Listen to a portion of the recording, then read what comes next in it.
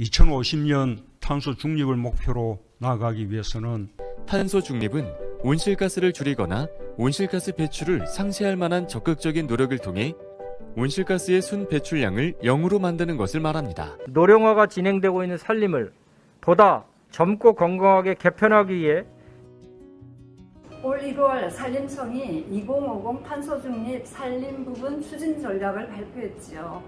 그런데 3억 그루를 베어내고 30억 그루를 심겠다는 말이 논란이 되고 있죠. 네, 30년이 넘는 늙은 나무는 이산화탄소 흡수량이 떨어지기 때문에 이들을 베어내고 어린 나무를 심겠다는 것입니다. 그런데 영급 구조는 왜 개선을 했나요? 영급은 나무의 나이를 10년 단위로 구분하는 산림 용어인데요.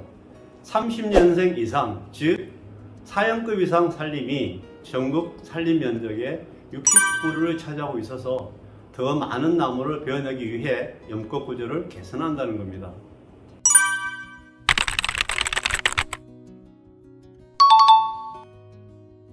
(100년) 이상 된 나무도 많은데 30-40년 정도면 청년나무 아닌가요?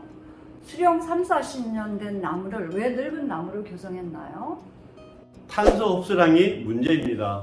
국립산림과학원에 따르면 CO2 흡수량은 20년까지는 증가하지만 30년이 되면 감소한다는 겁니다. 그래서 교체해야 한다는 거죠.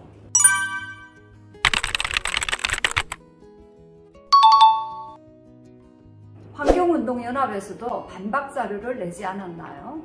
네, 그렇습니다. 100년이 넘은 숲에서 바이오매스 축적량이 급격히 증가하고 300년이 넘는 숲이 가장 가파르게 증가하는 시기라고 반박했습니다. 환경운동연합 홍석환 교수도 언급하지 않았나요?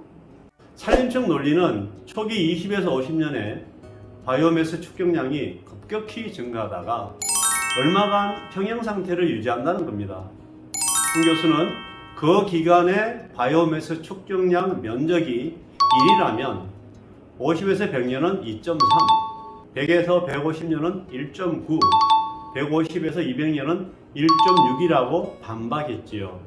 산림청은 그 평형 상태가 지속될 것처럼 해석해서 30억 그루 프레임을 만든 것으로 볼 수 있겠네요. 네, 2018년 국립수목원도 큰 나무와 일반 나무의 연평균 탄소 축적량 차이가 점점 크게 벌어진다고 했어요. 이는 크고 오래된 나무가 지속적인 탄소 흡수 능력이 증가하고 있다는 의미입니다. 외국 사례는요? 2019년 사이먼 루이스 교수팀은 탄소 저장을 위해 자연숲을 되살린다라는 논문을 통해서 자연숲의 탄소 저장량은 평균적으로 인공숲의 42배에 달한다고 했어요. 수령 30-40년 나무는 결코 늙은 나무가 아니네요. 이런 나무를 베어내는 진짜 이유는 뭘까요? 1987년 산림 녹화가 완료되어 늙은 나무 3억 그루를 베어내야만 어린 나무 30억 그루를 심을 공간이 확보된다는 논리입니다. 산림청이 산주들에게 조림 비용 90% 국고 지원 명목으로 벌목을 유도하는 셈이네요. 제천시 관계자는 산림청에서 일선 시군이나 지방산림청에 조림 물량을 배분하고 그 실적을 평가하기 때문에 벌채를 위한 벌채, 조림을 위한 벌목을 할 수밖에 없다고 하더군요. 결국 벌채를 위한 벌채, 조림을 위한 벌목을 산림청이 유도하고 있다고 봐야겠네요. 30살 아직 늙지 않았어요. 탄소 흡수 자신 있어요. 그나저나 올여름 장마 때 산사태가 걱정입니다.